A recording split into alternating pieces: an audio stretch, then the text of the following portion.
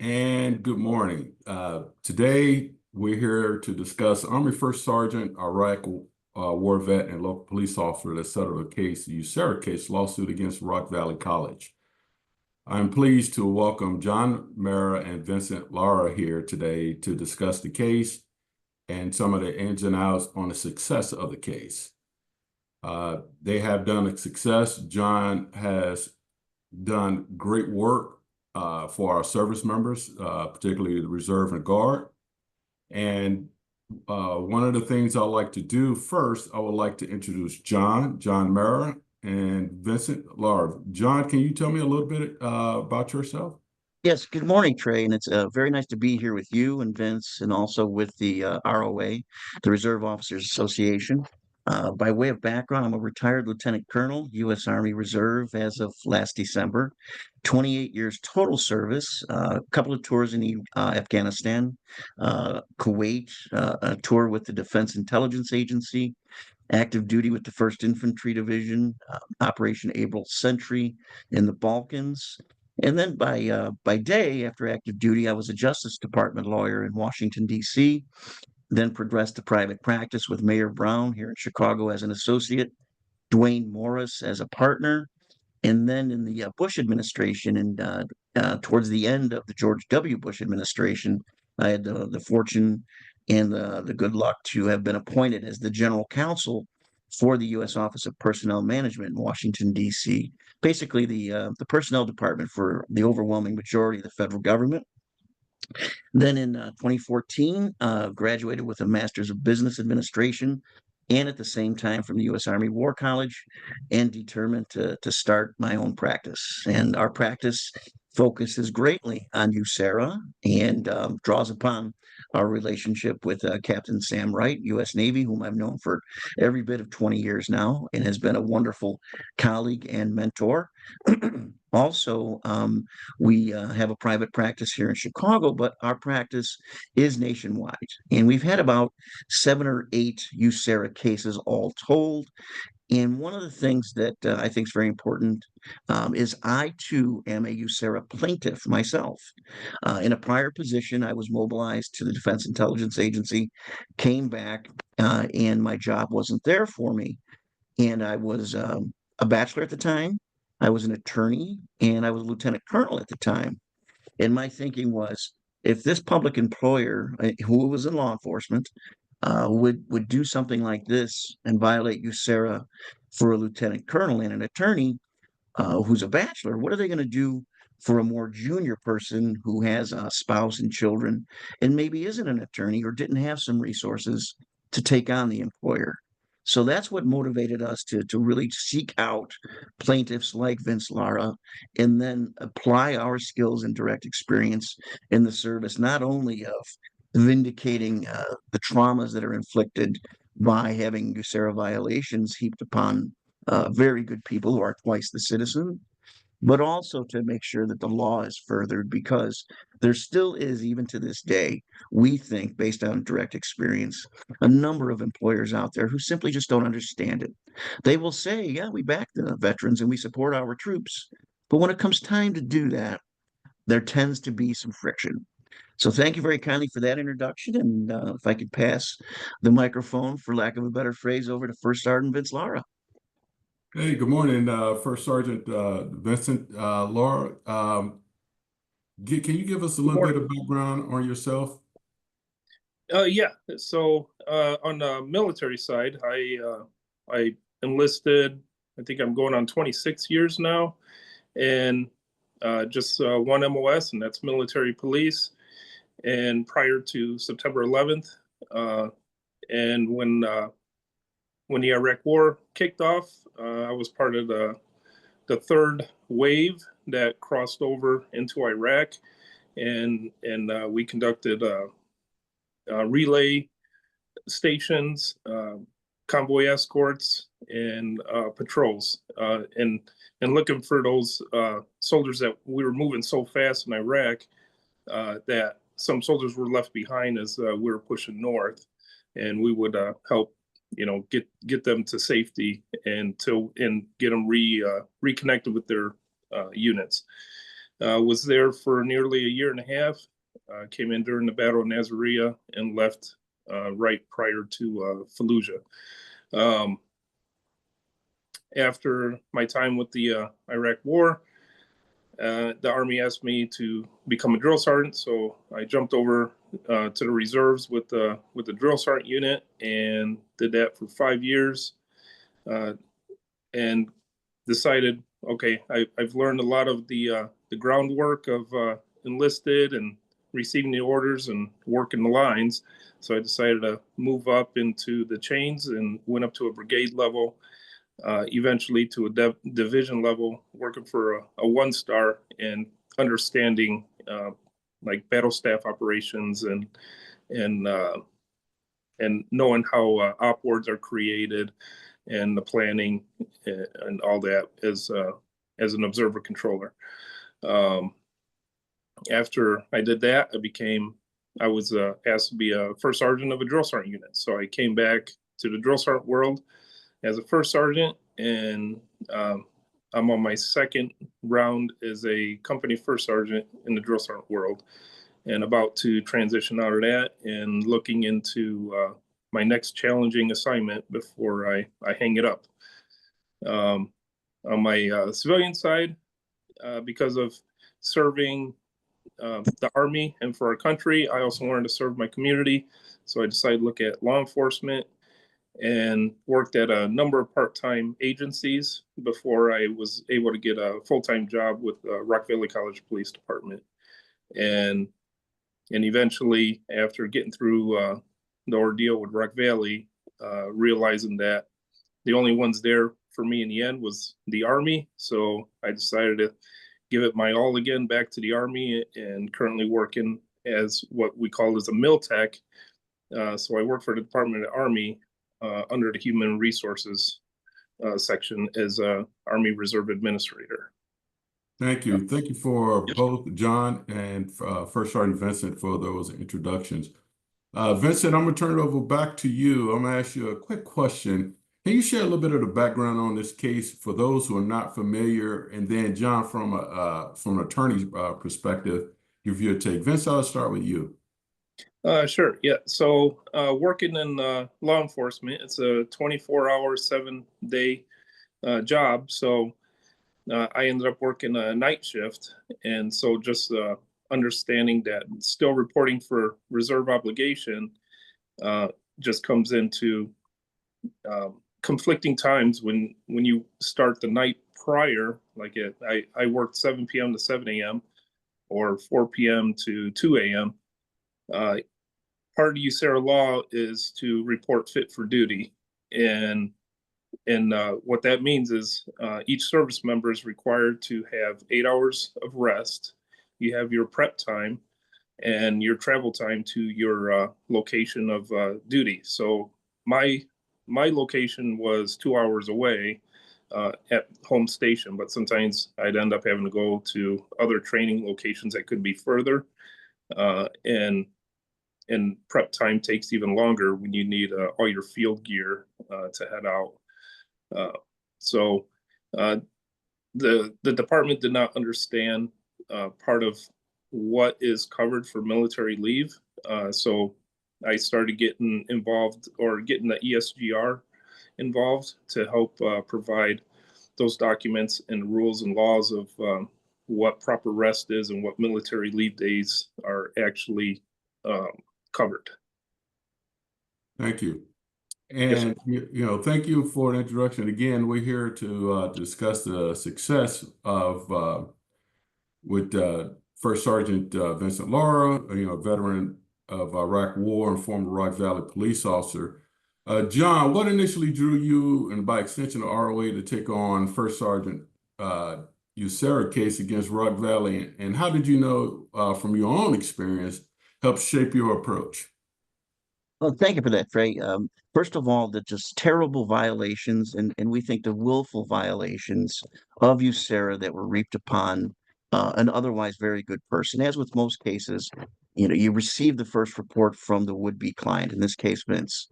And when you hear, well, they wouldn't change my schedule, or they made me take personal leave instead of military leave, or they wouldn't give me travel time, or the fact that they would start an investigation against me for time card fraud. And the particular sergeant who was in charge of time cards and shifts and leaves took a personal interest in the case because he would write things to Vince saying, I can't run shifts like this. And I need your orders, and your orders have to come from the President of the United States. And this sergeant, Sergeant Thomas Coe, who regrettably is deceased, and I don't want to speak poorly, but I'll stick to the facts that we were able to allege, and we believe, had we gone to trial, to prove that there was anti-military animus on the part of the Rock Valley Community College Police Department because they launched a criminal investigation into a fellow law enforcement officer alleging that he was taking time on the military to unlawfully double dip. And when we learned more about the case, then we realized not only were there violations of the law here, but Vince and his family are very good people. They're your neighbors, they're your friends. They've been in the community for generations, dating back to a bakery and serving with the post office and several businesses within the Rockford city as well as Winnebago County. And it's just terrible to see this. At the very end of the harassment that Vince Lara was subjected to, also by not only Sergeant Coe, but also then former Chief Drought, who's a VFW member and a sworn law enforcement officer, they hung a sword of Damocles over Vincent's head, saying, if you don't resign, you're going to be terminated. It's better to resign than be terminated. Otherwise, you will be blackballed in law enforcement and never be able to get a job again. And that has been true. At the very end of Vince's tenure, they had him arrested by the local county police department, sheriff's department. They had him handcuffed, they booked him. And for the next, I think, 18 months to 2 years, Vince had to fight not only the news reports that he's a bad cop, stealing from his own department and falsifying records, but those news reports bled into Vince's Army Reserve career as well as a military police non-commissioned officer. So all of this to say, we thought that this case just on first glance was rough. And then we realized just how mean-spirited these two conspirators were in terms of almost torturing Vince into emotional distress and things that, to include, for example, responding to a call for an armed fleeing felon and no backup, surveilling Vince and his daughter by cameras without their knowledge when they're exchanging a musical instrument, claiming that Vince can't wear his uniform when he's commuting from his home to Fort McCoy, Wisconsin, which of course he can. So all of this to say, what really drove the train for us was the invective, the vitriol, and the mean-spiritedness that was expressed through the treatment of Officer Vince Lara, who was doing his job, and the actual truth was one step away. The whole basis of the case from the perspective of Rock Valley came down to there was this report that Vince's commanding officer said that Vince wasn't necessarily complying with USERRA. Well, they asked him the wrong question. They didn't provide him the right question that Vince had been working the night shift the evening before he had to report for military duty the next morning. And on top of that, if they really wanted to match up the time cards with the leave slips with military leave and earnings statements, they could have gone to Colonel Rose. Colonel Rose, '06, he performed a complete scrub for the Army, and his affidavit, which we presented as part of our papers in the case versus Rock Valley, we think was pivotal. Because if this were truly a good-natured, good-willed case investigating time card fraud, they could have found the answer, but they didn't want that answer. We believe they willfully turned a blind eye to Colonel Rose because he was the person who had all of the leave slips, pay records, and ran a complete 6-year audit, coming back to say there was nothing wrong, no disparities, no irregularities, and certainly no forgeries, certainly no dishonesty, certainly no larceny. And that helped lead also ultimately for the Winnebago County State's attorney to drop the charges and for Vince's arrest to have been expunged. But Vince can't become a police officer ever again. Since 2017, he's tried to be hired by several police departments, and none of them will hire them because Rock Valley submitted what's called a Brady letter. And that Brady letter is filed with the Illinois State Police, and every chief of police has access to that Brady letter. And it says that there are integrity and honesty issues with the fitness of Lara to perform police duties. And that's terrible. So those are some of the reasons we took the case. And I'd like to point out before we move on that we were hand in glove with ROA, with the Law Review Library, with Sam Wright's availability and expertise, and with support for some of the resources that Sam Wright and ROA were able to put us in touch with other attorneys who've practiced similar cases. So it's been a very nice partnership, and we do believe that we did carry the day. The terms of the settlement are privileged, but nevertheless, we're very glad that this several-year trauma is now in Vince's rearview mirror. And finally, before I wrap up on this, one of the things that broke our hearts was that Vince's two teenage daughters at the time, there was many, many news reports and pictures of Vince as a bad cop. And the kids came home and said to their father, we're hearing things at school, Dad, that, all bad cops must die. And that takes a toll on the finest and the strongest of people. And that's where we stepped in, and we had ROA right behind us.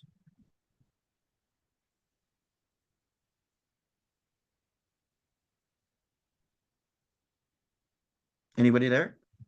Very well said, sir. So quiet. It's like my last jury. They all fell asleep. Yes, John, thanks you for that quick synopsis. Just real quick, although the settlements of the terms are confidential, how do you see this outcome reinforcing or perhaps expanding the practical protection USERRA affords Reserve and Guard members in civilian workplaces?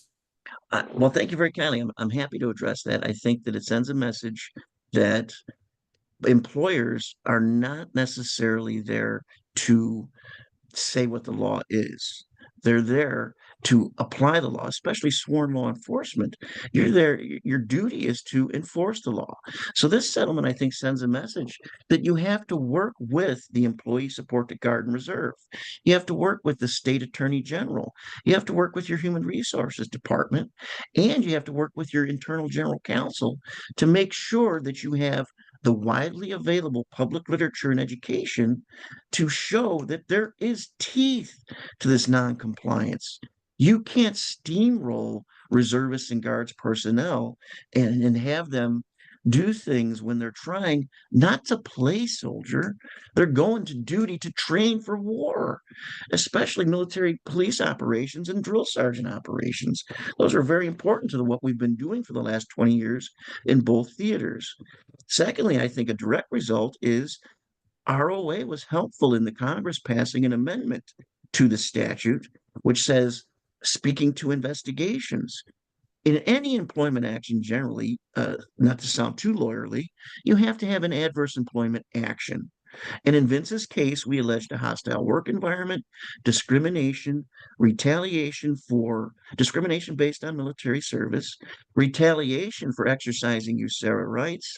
And we also alleged that the hostile work environment was an adverse employment action, as was the constructive discharge. Well, the initial case, we suffered a motion to dismiss loss. We were tossed out of court because the judge initially found that an internal investigation into time card fraud is not an adverse employment action and dismissed the case without prejudice on that grounds. We refiled an amended complaint. Then we more robustly discussed some of the nefarious actions and the spiteful intent to more fully plead and prove just what this police department did, not necessarily out of bad will, but to vindicate rights. And this amendment now makes it more service member friendly, that it doesn't have to be an adverse employment action anymore. It has to be any adverse action.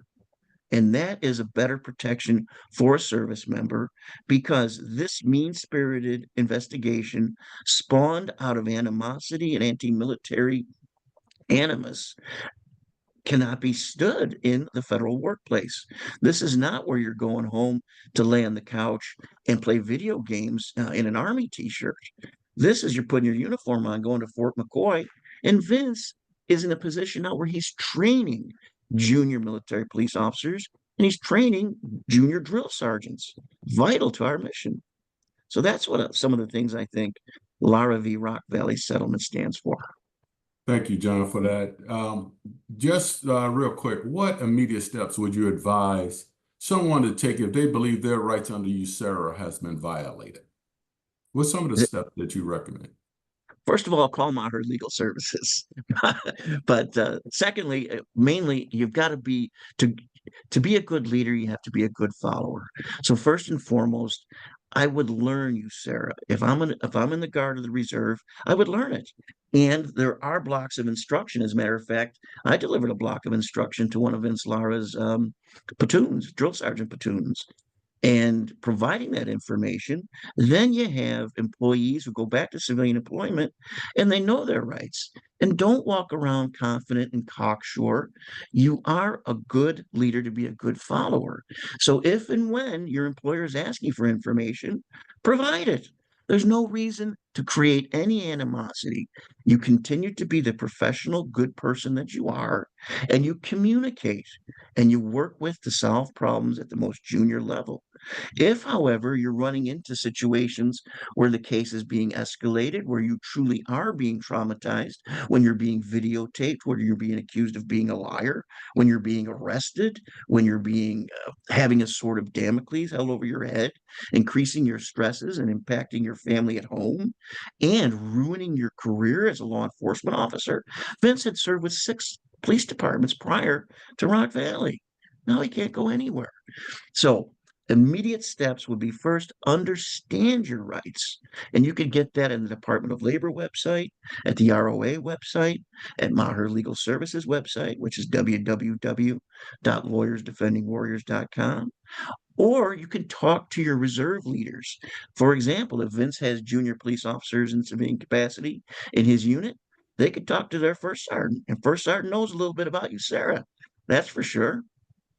So at the same time, I would work both by educating myself, then understanding where these violations may come in, being the gentleman and professional or the lady that I am, or whomever the employee is, and working with not only your civilian chain of command, but also with your military chain of command and solve the problem. If not, then you can contact the Employee Support to Guard and Reserve. You can contact here in Illinois, the Illinois Attorney General's office. You can contact VETS, VETS, by and through the Department of Labor. You can contact the ROA. And of course, you can contact an attorney who practices in this area. Thank you. I noticed you mentioned ROA.